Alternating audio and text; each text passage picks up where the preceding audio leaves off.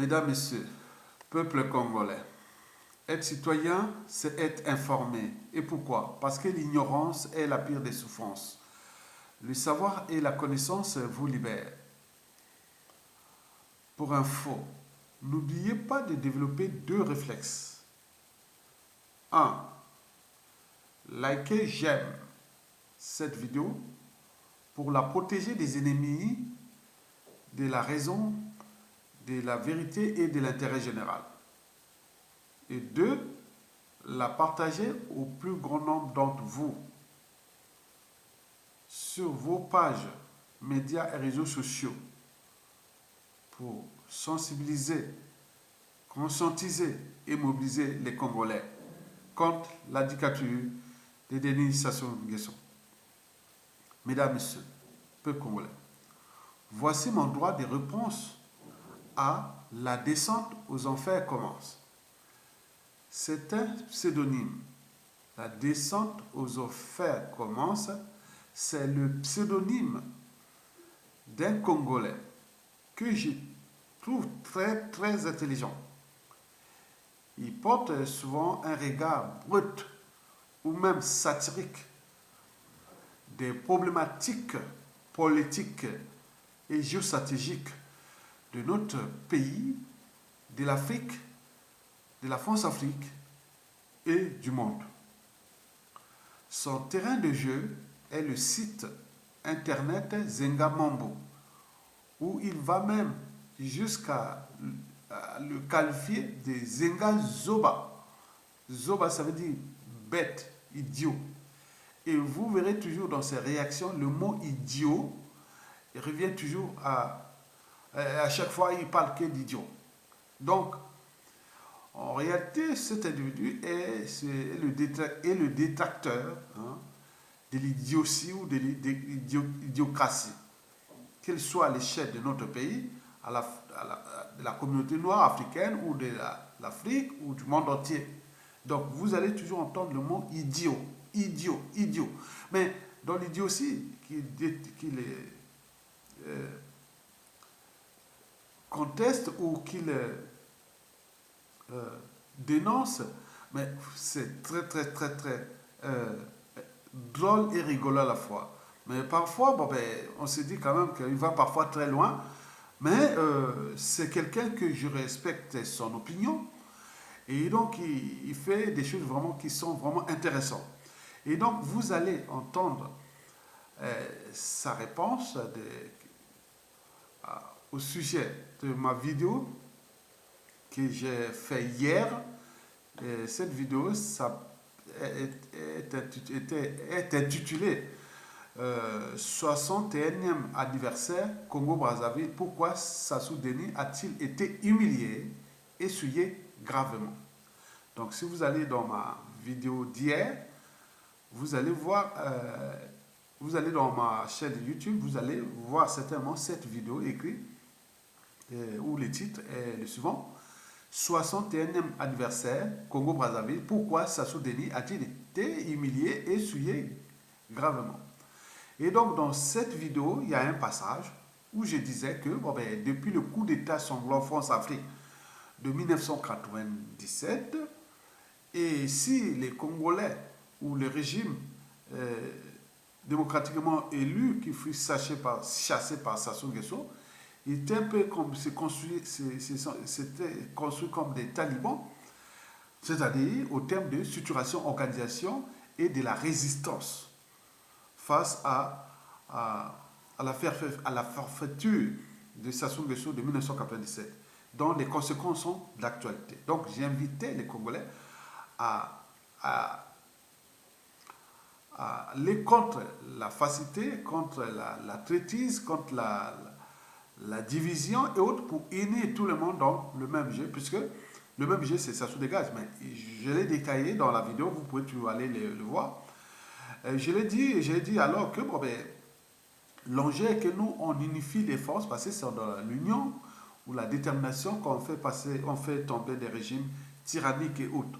Donc j'ai invité les Congolais à voir l'esprit taliban dans le sens de la détermination, de la motivation, dans beaucoup de choses comme ça. Donc c'était dans ce sens-là. Je ne disais pas que les Congolais sont des talibans, certainement pas, mais je prenais comme exemple de la motivation, comme je l'ai fait quand les Soudanais ont pris les responsabilités, avaient pris les responsabilités. Les Burkinabés, je l'ai fait pour les Algériens, j'ai fait partout où il y a des peuples qui prennent les responsabilités dans l'unité. Et donc, je voulais seulement dire dans ce sens-là, monsieur, la descente aux enfers commence. Je vous rappelle que c'est un Congolais qui est très intelligent. Si vous allez de temps en temps dans le site internet Zengamambo, à chaque article, il conteste. Il va même à contester l'administrateur du site. Il va même à contester ceux qui publient ces articles-là parfois dans Zengamambo. On leur dit non, mais arrêtez d'être idiot. Et ils expliquent pourquoi tu es idiot. Et donc voilà, donc il fait souvent ça, c'est très intéressant.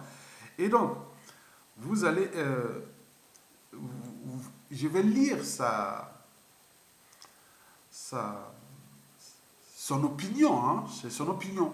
Hein, je suis pour la liberté d'opinion, hein, ce n'est pas un délit, mais vous allez voir la manière par laquelle il me répond, parce que moi j'ai publié en bas de ce site, j'ai relayé cet article-là, cette vidéo, en bas de ce site, dans ce site-là, et lui il est venu réagir, non seulement à ce site-là, mais moi aussi à ma vidéo, donc dans le site. Donc vous allez voir ce qu'il m'a écrit.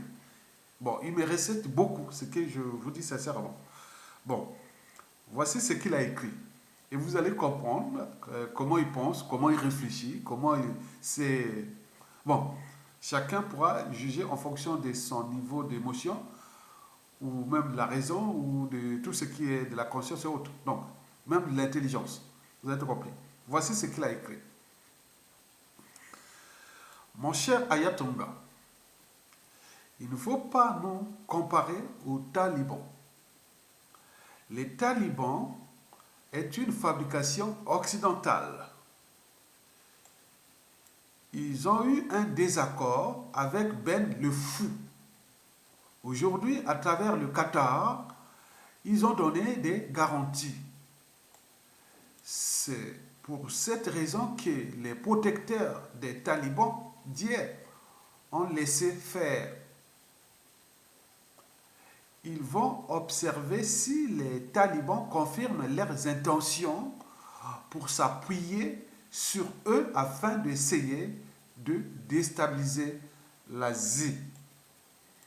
Nous avons subi beaucoup d'événements qui ont anéanti nos capacités de résistance. Continuons la conscientisation, la sensibilisation et la mobilisation. Nous n'aurons jamais le soutien de nos agresseurs. Attention aux polémiques utiles, puisque nos actions convergent vers la libération de nos populations et de nos terres. L'unité du Sud-Congo, que je soutiens, fait l'objet d'une polémique qui doit être utile pour tout le monde.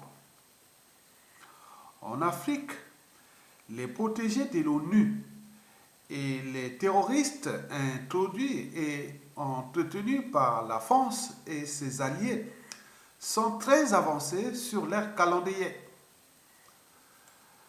Le Ben africain fou, Déby, qui voulait changer d'avis à la dernière minute, a pris sa balle là où il faut. Sur le plan économique, les protégés de l'ONU ont encore beaucoup de pions, tels que l'idiot Sassou, l'idiot Bongo, l'idiot Biya, l'idiot Chilombo, l'idiot Kagame, qui se croit même l'égal de ses maîtres comme à l'époque Mobutu, l'idiot Ouattara, l'idiot Macky Sall, l'idiot nigérien, l'idiot mauritanien. Il y a un nouveau idiot qui veut les rejoindre ou les joindre, le militaire Guetta. Nous ne sommes pas encore sortis du premier tunnel. D'ailleurs, je ne sais même pas quel est le nombre de tunnels. Par contre, il y a un ami qui m'a dit un jour, ne cherchez pas à les compter parce que c'est seulement un long, très long tunnel dans lequel très peu finissent par le quitter. Les talibans à Kaboul, c'est une autorisation des méchants loups. D'ailleurs, ils ont pris le soin de mettre à l'abri l'autre idiot.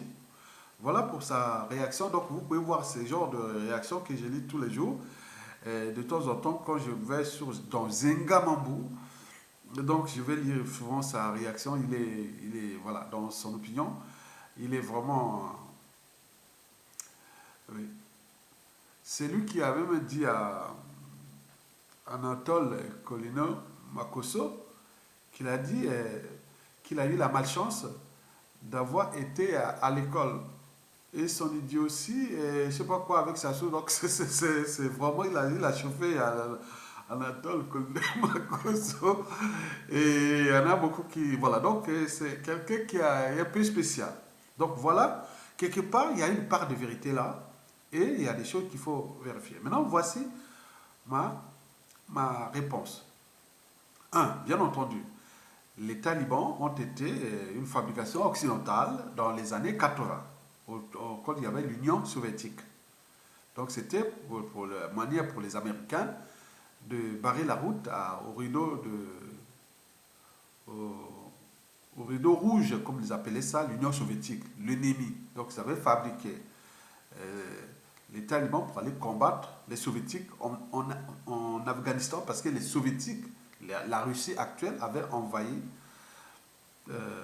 l'Afghanistan en 1980. Je ne sais pas quelle mouche les avait piqués pour aller là-bas, je ne sais pas. Bon, quoique, toutes les républiques du Caucase là, qui terminent par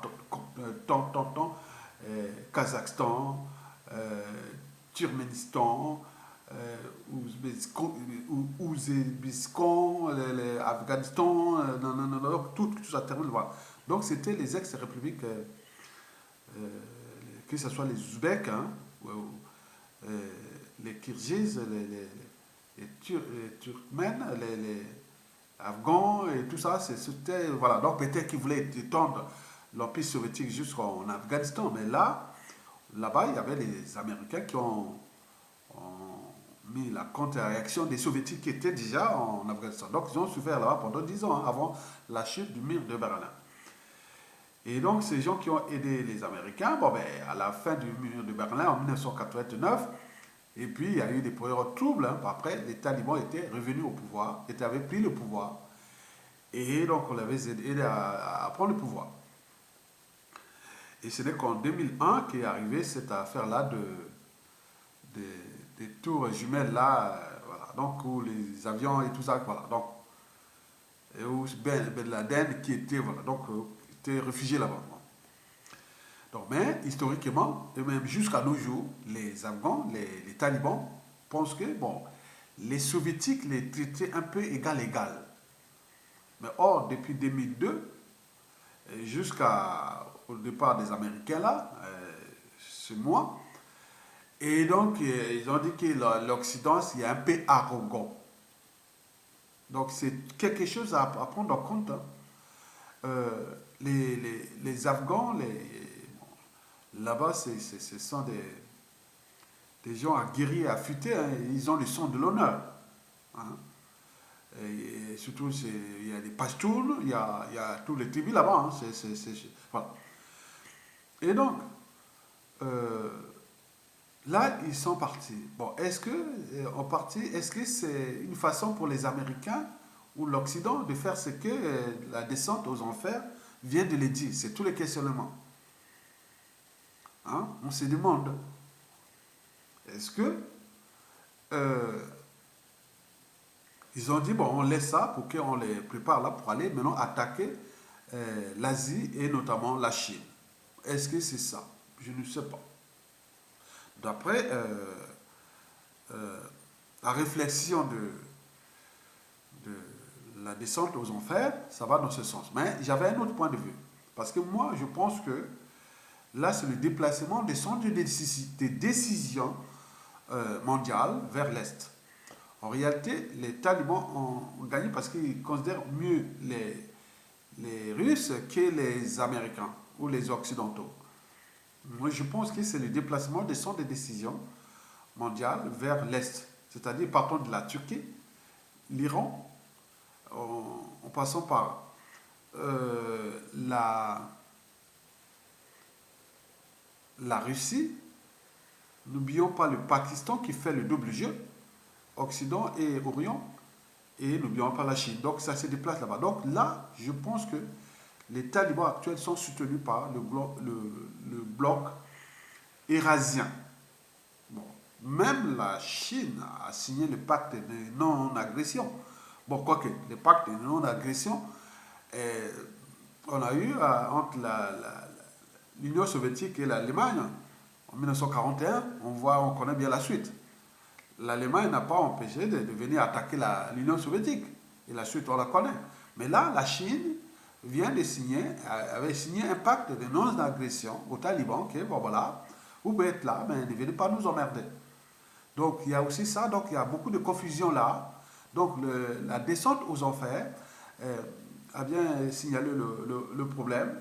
Et donc nous devons surveiller ça parce que, voyez, nous avec la France-Afrique, si ces gens-là deviennent un centre de terrorisme, l'Occident dit non, mais nous, pour les matières premières en Afrique, là où va se passer les batailles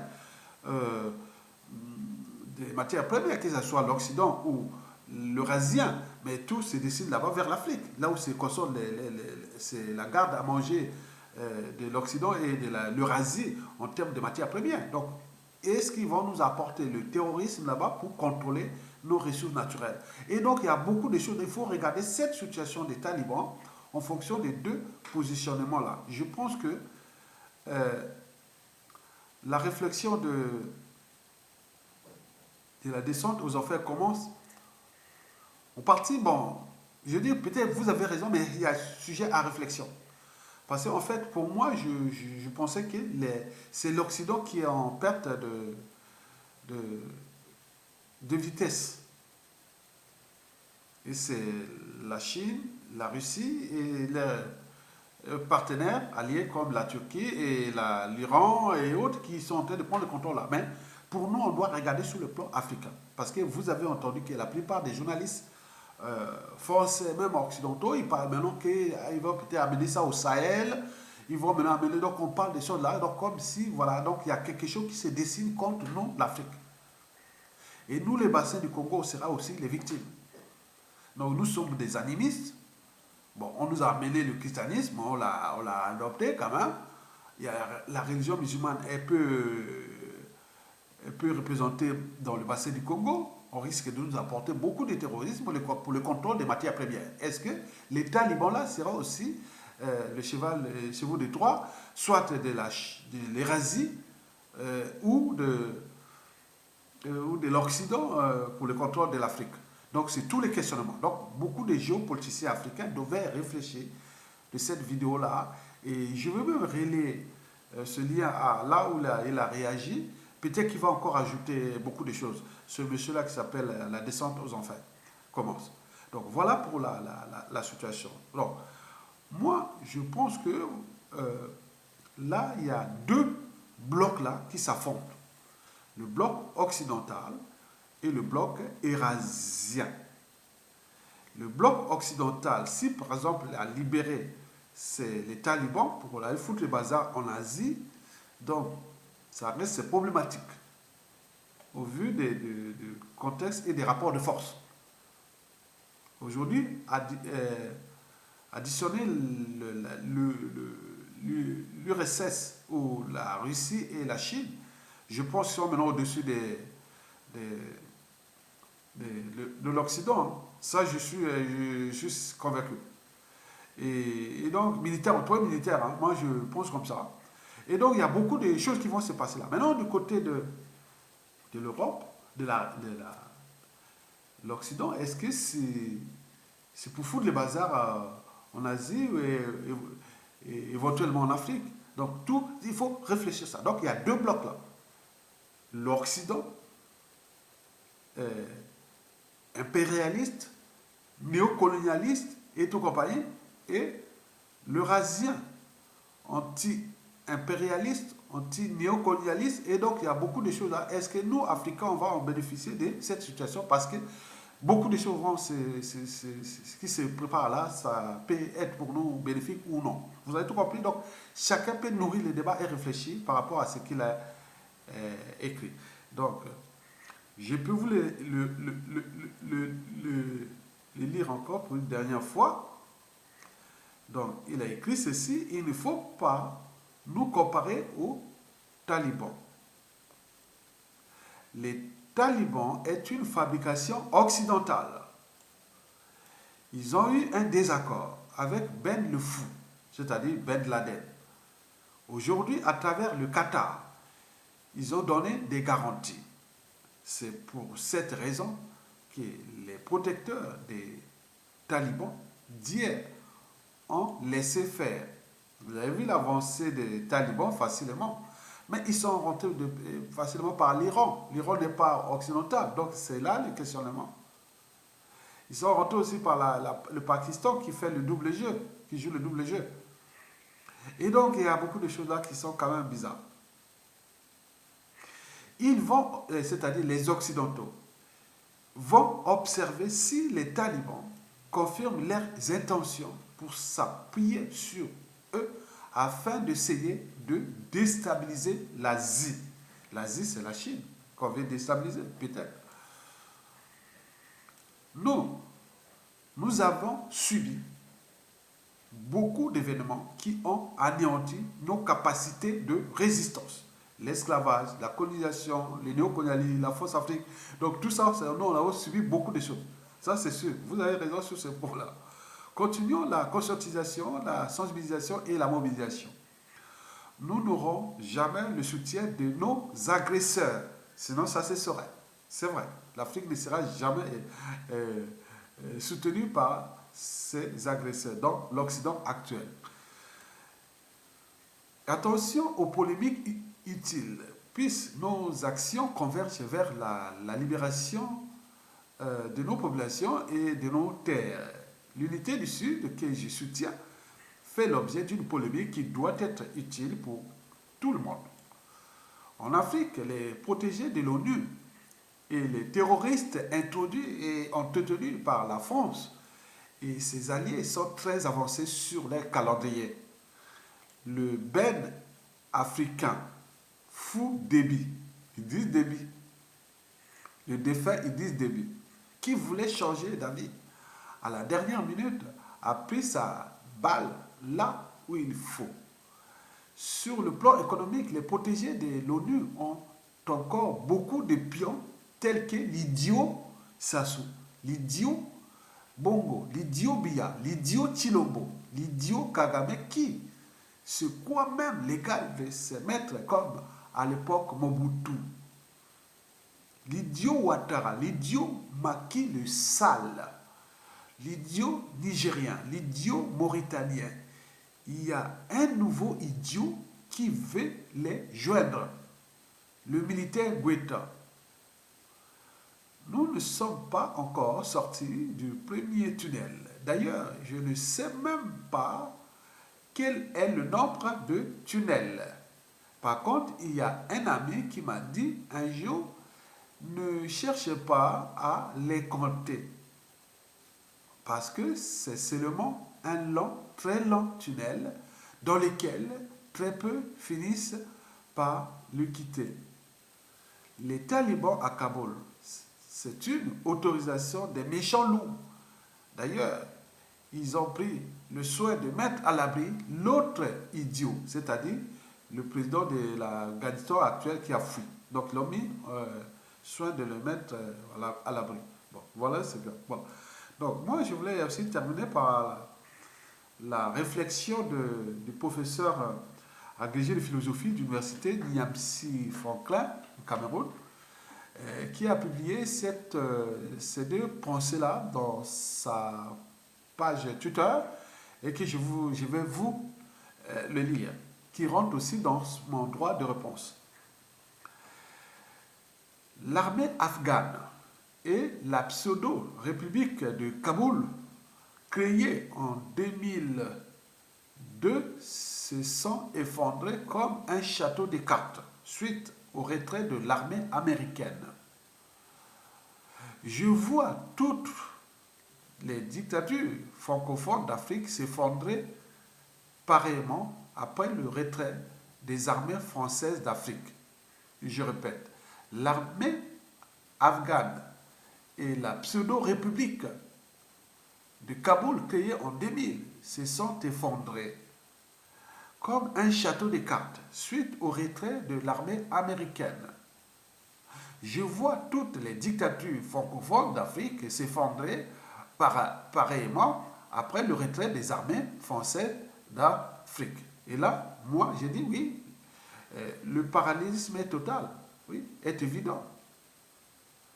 Car ce parallélisme entre le retrait de l'armée américaine en Afghanistan et l'effondrement de la pseudo-république de Kaboul est évident. Et pourquoi pas le retrait des armées françaises d'Afrique et l'effondrement des dictatures Force Afrique. Donc, en effet, toute chose a toujours un début et une fin. Comme la durée de vie d'une dictature, elle est limitée. Mesdames, Messieurs, peuple congolais, la descente aux enfers, je réponds à la descente aux enfers pour terminer à travers la deuxième pensée du professeur Niamsi, professeur agrégé de philosophie, qui a dit ceci, bon, pour vous, hein, je l'ai dit, donc je vous informe par ailleurs que toute l'opération d'émancipation des peuples opprimés d'Afrique noire consiste à dresser les forces créatrices de la foi, de la raison et de l'imagination contre la domination du vaudor, de l'injustice et de l'ignorance. On découvre alors que tout peuple éveillé est libéré. Je répète, toute l'opération d'émancipation des peuples opprimés d'Afrique noire consiste à dresser les forces créatrices de la foi, de la raison et de l'imagination contre la domination du vaudor, de l'injustice et de l'ignorance. On découvre alors que tout peuple éveillé est libéré. C'est la raison pour laquelle je vous l'ai tout dit que le savoir et la connaissance vous libèrent. Donc, de ce fait, continuons la conscientisation, la sensibilisation et la mobilisation des uns et des autres sur différentes échelles, individuelles, nationales, régionales, continentales. Vous avez tout compris. Merci. À bientôt.